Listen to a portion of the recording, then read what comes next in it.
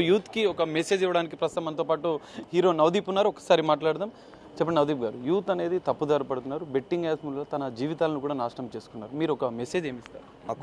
నాకు యాక్చువల్లీ రోజుకు 2-3 మెసేజ్లు వస్తాయండి. ఇప్పుడు మీరు చెప్పిన సబ్జెక్ట్లో అన్న ఇలా జరిగింది, అలా జరిగింది, నా ఎగ్జామ్ ఫీజు కట్టేశాను, లేదంటే అప్పు చేశాను, నాకు ఏం చేయాలో తెలియట్లేదు, మా నాన్న తెలిస్తే తంతాడు, ఈ మెసేజ్ చాలా వస్తున్నాయి యాక్చువల్లీ వాస్తవం. సో ఐ థింక్ అంటే చెడిపోవడానికో లేదంటే బ్యాడ్ హ్యాబిట్స్ వైపు వెళ్ళడానికో ఎలాగైనా వెళ్ళొచ్చు. ఏదైనా ఎక్కువ చేస్తే బ్యాడ్ హ్యాబిటేనండి. ఇప్పుడు ఆల్కహాల్ 18+ తర్వాత 21+ తర్వాత తాగొచ్చు అంటే వాడు ఫర్ ఎగ్జాంపుల్ అది ఎక్స్ట్రీమ్ చేసిన సిగరెట్లైనా ఎనీథింగ్ అంటే anything which is not helping us in our career or helping us in our mental health or helping us in our relations or career కానీ చదువు కానీ అంటే ప్రోగ్రెసివ్గా ముందుకెళ్తున్నప్పుడు ఇలాంటి డిస్టర్బెన్సెస్ చాలా వస్తాయి. మనం ఇంట్లోంచి అడుగు బయట పెడితేనే డిస్టర్బెన్స్ అవసరం, ఇంట్లో ఉన్నా కూడా డిస్టర్బెన్స్, ఆడు ఫోన్లో ఉంటేనే disturbance. So I think that is అంటే ఇప్పుడు చాలా ఈజీగా ఐ థింక్ ఎంట్రీ లెవెల్ కూడా 50 రూపీస్ 100 రూపీస్ దగ్గర నుంచే జరుగుతున్నట్టున్నాయి. So I think it's something that we have to watch out for అండి యాజ్ పెద్దలు కానీ పిల్లలు కానీ. సో ఇలాంటి డీమన్స్ చాలా వస్తూ ఉంటాయి. దాన్ని దాటి కరెక్ట్ ఏజ్లో మనం దాని సైడ్ వెళ్ళకుండా మనం ఎంత బ్యాలెన్స్డ్గా ఉన్నాం అనే దాన్ని బట్టి మన ఫ్యూచర్ డిపెండ్ అయ్యి ఉంటుందండి.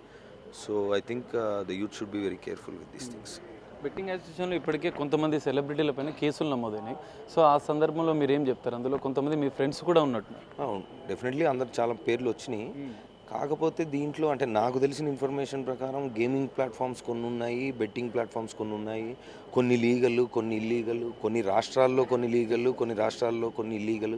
ఇలాగ లీగాలిటీలో చాలా నాకు అర్థమయ్యి అంటే నేను ఇంకా సబ్జెక్ట్లోకి వెళ్ళలేదు, నేను చేయలేదు ఇప్పుడు దాకా. అండ్ ప్లస్ యాక్చువల్లీ మేము ఇప్పుడు ఒక షో చేయబోతుంటే దానికి స్పాన్సరింగ్తో మునుపు ఒక ఐ థింక్ గేమింగ్ ప్లాట్ఫామ్ ఏదో సంథింగ్ అలాంటిదే ఉందని దాన్ని ఆపడం చెయ్యాలా అసలు లీగలా కాదా అనే డిస్కషన్ కూడా జరుగుతుందండి. సో నా దాకా అలాగ వచ్చింది. అది ఆఫర్ వచ్చింది బెట్టింగ్ యాప్ నాకు కాదండి, నేను చేస్తున్న షోకి స్పాన్సర్ వాళ్ళని. ఇప్పుడు మీరు ప్రొడ్యూసర్ మీకు ఒక షో చేస్తున్నప్పుడు మీరు స్పాన్సర్ని ఎవరు తెస్తారనేది మనకి తెలియదు ఇంకా. సో వాళ్ళు కూడా అది ఆపారు. వీఆర్ నాట్ సేయింగ్ అది చేసామని చెప్పట్లా. కాకపోతే ఇక్కడ కన్ఫ్యూజన్ ఏంటంటే ఇప్పుడు ఏది legal according to the government. అంటే ఇప్పుడు నాకు తెలిసినప్పుడు నా ఫ్రెండ్స్ అన్న వాళ్ళల్లో legal agreements legal tax whatever మన జిఎస్టీలు కట్టి ట్యాక్స్లన్నీ కట్టి లీగల్గా ఇండియన్ గవర్నమెంట్ ఆథరైజ్డ్ అగ్రిమెంట్ సిస్టంలో లీగల్ కార్పొరేట్ సిస్టంలో జరిగినాయి.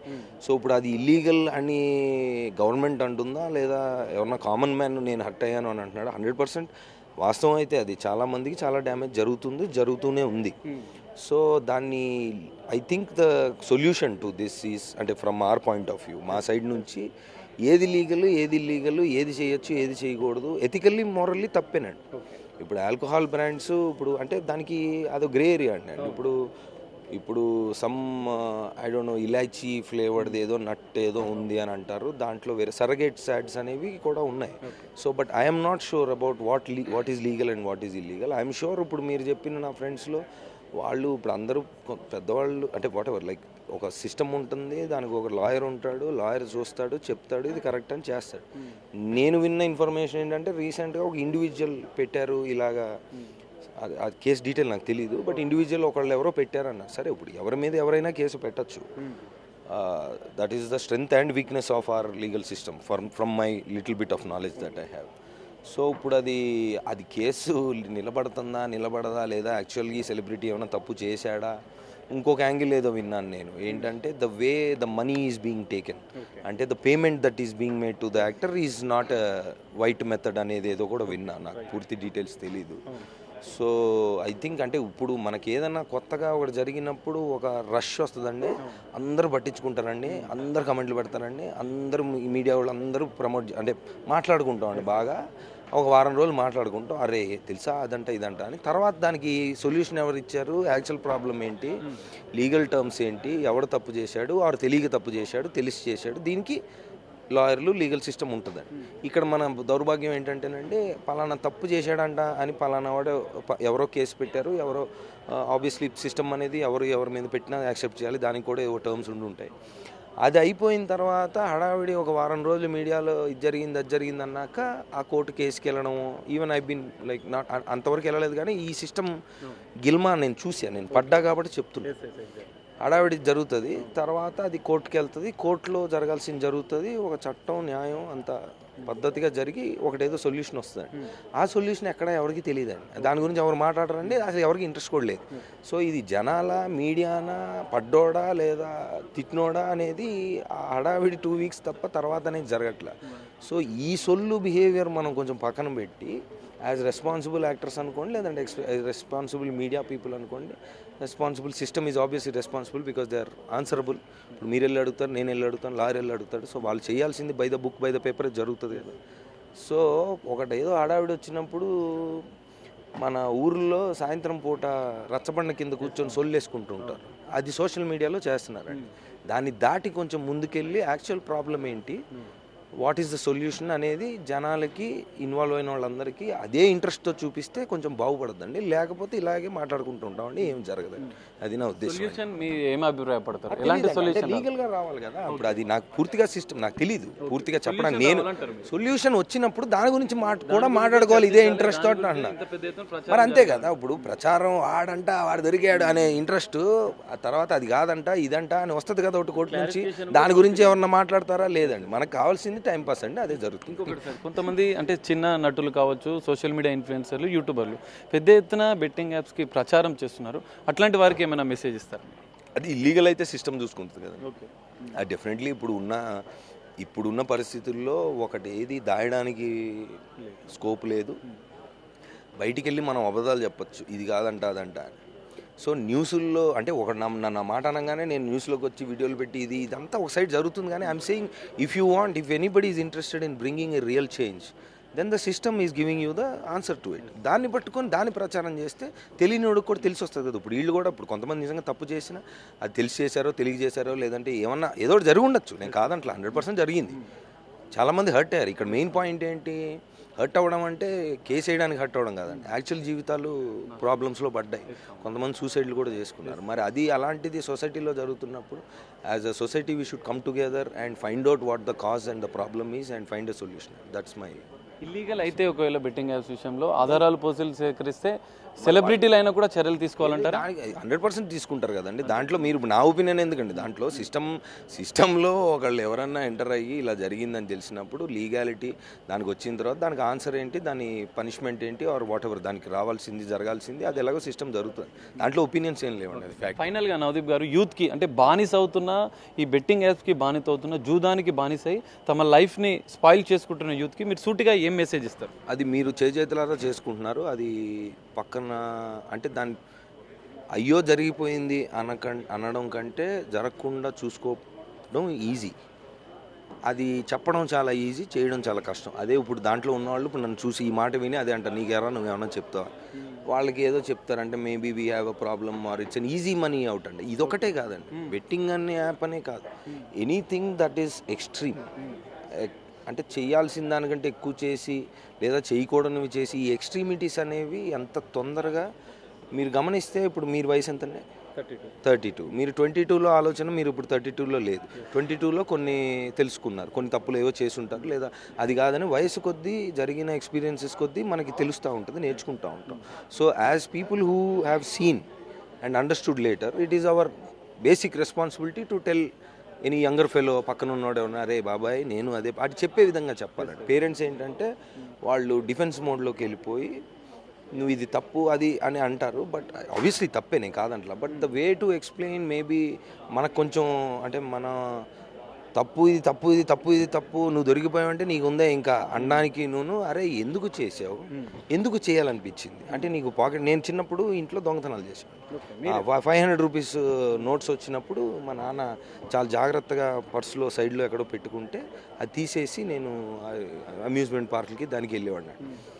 సో దొరికినప్పుడల్లా పిచ్చి కొట్టేవాడు. సో అది తప్పని తెలుసు. మీ ఫాదర్ కొట్టేవాడు చిన్నప్పుడు, బాగా చిన్నప్పుడు, అంటే చిలిపి దొంగతనాలు అనమాట. సో అవి అంటే ఒక వయసు వచ్చిన తర్వాత నేను ఆయన అడిగా, మీరు కొట్టేందుకు చెప్తారు, కొట్టకుండా చెప్పచ్చు కదా, ఇది తప్పని చెప్పచ్చు కదా అంటే, అరే 10 సార్లు చెప్పాక కూడా చేస్తే అప్పుడు కొట్టింది అన్నారు. సరే అది పక్కన పెడితే, ఐ థింక్ ఏ మనిషి అయినా ఏ వయసులో అయినా ఒక తప్పు చేసినప్పుడు వాడికి శిక్షించడం దండించడం ఒకటండి, టు గో ఫర్దర్ అండ్ అది మళ్ళీ జరగకుండా ఉండాలని చూడాలనే ఉద్దేశం ఉంటే వాడు ఎందుకు ఆ థాట్ ఎక్కడ మొదలైంది, వాడికి ఏం అవసరం వచ్చి ఆ థాట్ మొదలైంది, వాడు అంటే ఇట్స్ లైక్ కౌన్సిలింగ్ అనొచ్చు, థెరపీ అనొచ్చు, అది చాలా పెద్ద మాటలు. కానీ బేసిక్గా కూడా మన ఫ్రెండ్స్లో కానీ ఎవరన్నా అంటే నీకు డబ్బులు తక్కువ చేసావా లేదా ఇంకెక్కువ కావాలని చేసావా? ఓకే, డబ్బులు ఎక్కువ కావాలంటే దేనికి కావాలి నీకు? ఏమి తగ్గిందని కావాలి నీకు? అంటే ఎంజాయ్మెంట్ కావాలి, ఇలాగ ఏదో ఒకటి ఉంటుందండి. సో ఇఫ్ ఈ break down a mistake of a human in his behaviour, ఒక కోర్ ప్రాబ్లం ఏదో ఉంటుంది. It could be coming from parents, it could be coming from his పక్కన ఫ్రెండ్స్ దగ్గర ఎక్కువ డబ్బులు ఉన్నాయి కాబట్టి వీడు చేయాలనుకుంటున్నాడు, వీడికి అదే మ్యాచ్ చేయాలని, వాడిది పల్సర్ అయితే వీడిది ఇంకోటి చిన్న స్కూటీ కాబట్టి చేయాలనిపించిందా, ఏవో ఉంటాయండి. సో దాన్ని డీకోడ్ చేసి అరే బాబా ఇవన్నీ ఓకేరా ఇలా అనిపిస్తుంది కానీ this is not the whole truth of life. Like ఇప్పుడు మీరున్న 20 ఇప్పుడు నేను చిన్నప్పుడు నేను చెప్తున్నాను కదా, బట్ ఆ వయసులో ఇప్పుడు నాకు ఫైనల్గా ఏమర్థమైందండి, నాకు ఆ పాయింట్ వల్ల నా స్టోరీలో నాకు egg puff, Thums Up, Secunderabad మన స్కూల్ అయిపోయిన తర్వాత బస్ స్టాప్లో ఎగ్ పఫ్లు 2, థమ్స్అప్ 1 తాగి బస్ ఎక్కాలని కోరిక. ఇప్పుడు దానికి పాకెట్ మనీ ఇస్తారు, ఇవ్వలేను, కానీ అది ఇంకొక ఇద్దరికి ఇప్పించాలనో ఏదో ఇలాంటి ఆ కోర్ ప్రాబ్లం ఒకటి దానివల్ల అలా వచ్చిందని తర్వాత తెలుసుకున్నా ఈ వయసులో. So there is a way to deal with anything when a youngster does a mistake. So అందరం అలర్ట్గా ఉండాలి definitely, and we should all అందరం కలిసి సొసైటీలో ఉన్నాం కాబట్టి నీ తప్పని నేను మాట్లాడుకోవడం, నా తప్పని నువ్వు మాట్లాడుకోవడం ఓకే, బట్ కలిసి ఆ తప్పు జరగకుండా మూడో వాడు ఎలా ఆపుదాం అనే యాటిట్యూడ్కి వస్తే బెటర్. కానీ ఇక్కడ చాలామంది యూత్ అంటే సెలబ్రిటీలు, హీరోలు నా అభిమాన హీరోలు చెప్పడం వల్లనే నేను నమ్మానని కొంతమంది బాధితులు చెప్తున్నారు. అది ఏమోనండి నాకు, అంటే ఇప్పుడు ఎవరు అంటే అది ఎవరు అలా అనుకుంటే మరి ఇప్పుడు మా సిస్టర్ని ఎగతాళి చేసిన వాడి చెయ్యి నరికేస్తే నేను సినిమాలో బయట అది జరగట్లేదు కదండి, అది కన్వీనియంట్గా వాడుకోవడం తప్పండి. అదేదో వాడు ఇప్పుడు అన్నీ వింటున్నాడండి. ముగ్గురికి మీరు నచ్చితే ముగ్గురికి చెప్పండి, ఇంకో ముగ్గురు సహాయం చేయండి అని చిరంజీవి గారు సినిమా అది జరిగిందండి. మరి ఎవరికి కావాల్సిన అలా వాడుకుంటే నేను ఒప్పుకోరండి.